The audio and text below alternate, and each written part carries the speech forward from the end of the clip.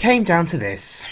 His turn 2 Van Cleef that I just couldn't deal with. Just feels so bad. Feels so very bad. But I was able to make a comeback, and I was actually quite proud of this.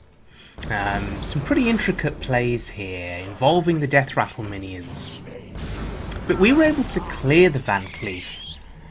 But look at our health total. I mean, there's no way we survived the game. I mean, we even managed to play the Hunter Death Knight, which gave us some armour and cleared the board for us. Feels good.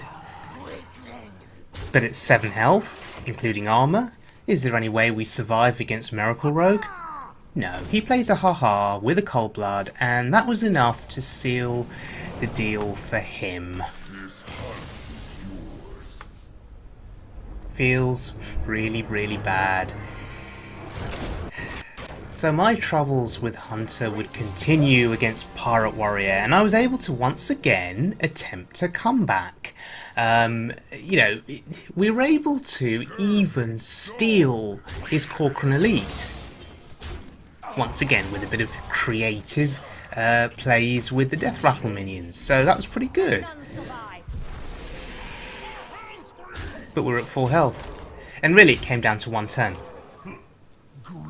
Came down to this one turn. What would he have in his hand? Oh, of course, look, Mortal Bloody Strike. Mortal Strike. And there was nothing I could do. How about a mage? A mage who can kill me at 30 health. Yep, here's Tony. Here's the apprentice.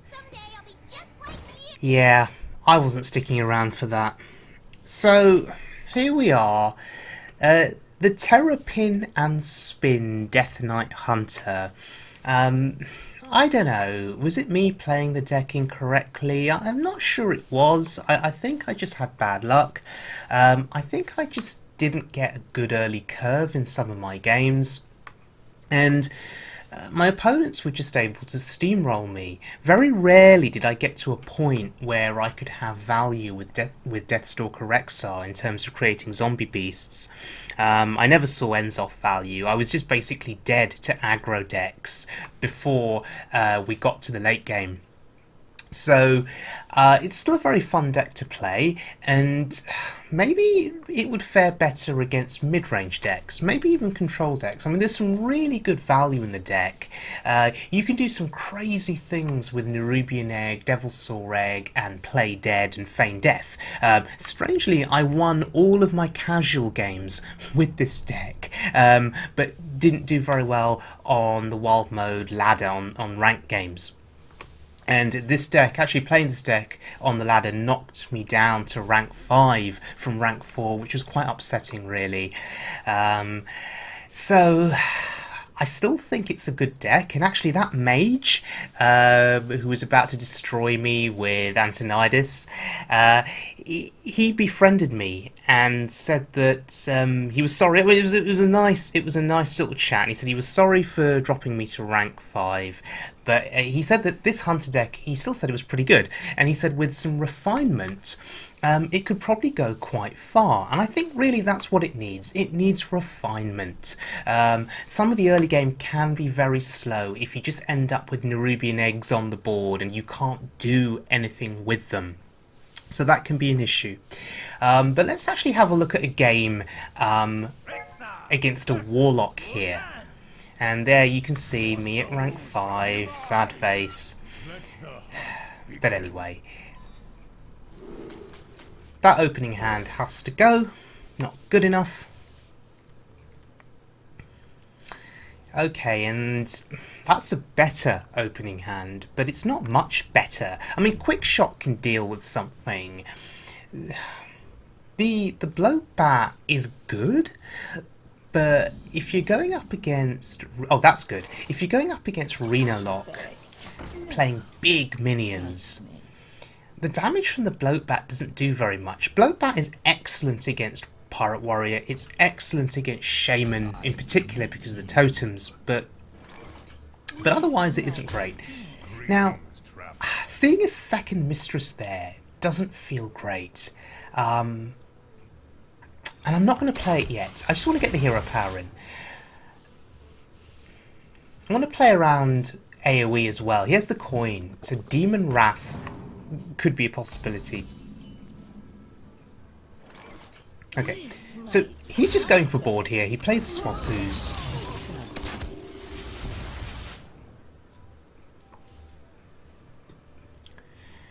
Next turn may have to be a Bloatbat turn, but if he doesn't do anything that warrants me playing the Bloatbat, i.e. if I can't make use of its Death Rattle, then there may be no point playing it. So Quick Shot seems sensible here. That's awkward. And already, do you get a bit of a feel that the deck's struggling a little bit? I mean, Hunter, prior to the Frozen Throne expansion, had some good early game. Beast Hunter had some good early game. You know, you'd play the Alley Cat, Crackling Razor Maw, you'd get something going on the board. Even Scavenging Hyena could get buffed up quite quickly. This seems to lack that early aggression, that early push. Unless you're able to play the eggs and then play Dead or Feign Death out. And we're already into the mid-game now. And that Warlock is a relatively healthy life total. I have no time for games. So maybe the strength of this deck is just focused purely on the mid to late game, where you get the Hunter Death Knight out and start making these zombie beasts. But okay, let's see who we steal here. Okay, that's really good. Obviously I would have preferred Sylvanas, but this is fine. Now, I actually traded there. I just want to avoid shenanigans, okay? Shenanigans with AoE, shenanigans with Buff a Minion and Shadow Flame it. I just want to be careful here. Okay, that's pretty good. My RNG is actually working out for once. Oh, and that's so good. That is so very good. Okay, this is where the deck shines. Just using these spells that synergize, these minions and spells that synergize with your Death Rattle minions. Let none survive.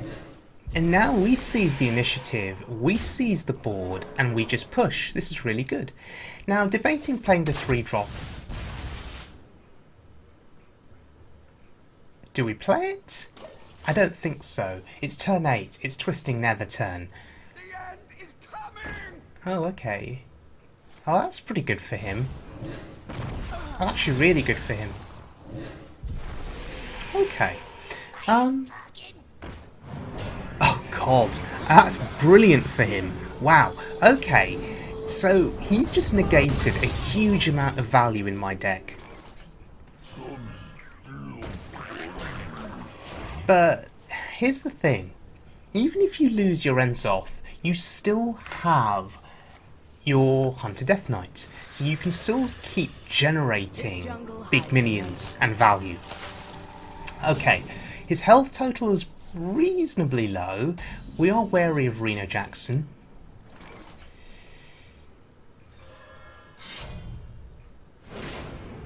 Interesting. So, I guess, do we just go all in here? I think we do.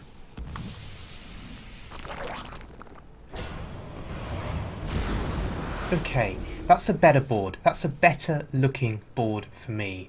The question is, do we just go all face or do we trade? I think we just trade. Again, we play around Shadow Flame. And we just keep pushing.